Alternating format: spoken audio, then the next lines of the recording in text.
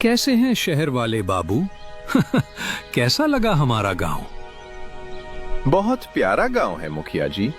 बस एक अजीब बात है, कल हम किशन के ठेले पर गए थे, आज जाने क्यों हमारे पैर खुद ब खुद मोहन के ठेले की ओर खिंच गए। कुछ तो अजीब है उस ठेले में। अरे नहीं बाबूजी, कुछ अजीब नहीं।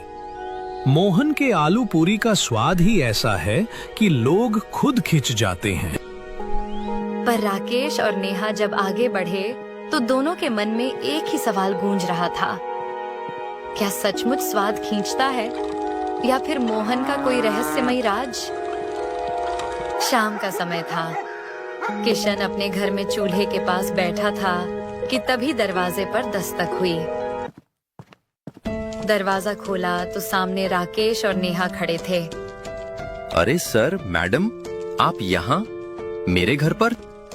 किशन जी, जो आपने कहा था, लगता है वो सब सच है। देखा, मैंने पहले ही कहा था, वो मोहन कोई साधारण आदमी नहीं है। पर आपको यकीन ही नहीं हुआ। अब यकीन हो गया है किशन। जो आज हमने देखा, उसके बाद शक की गुंजाइश नहीं बची।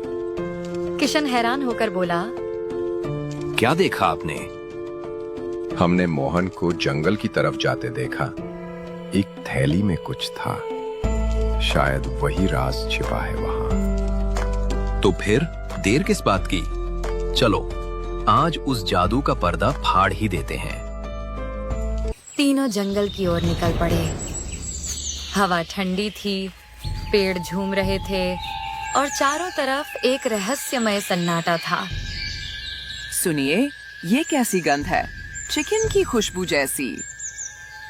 लगता है मोहन ने ही चिकन लाया होगा।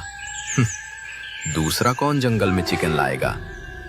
कुछ दूर जाने पर उन्हें एक पुरानी गुफा दिखाई दी। गुफा के भीतर से किसी के बड़बड़ाने की आवाज आ रही थी, जैसे कोई मंत्र पढ़ रहा हो।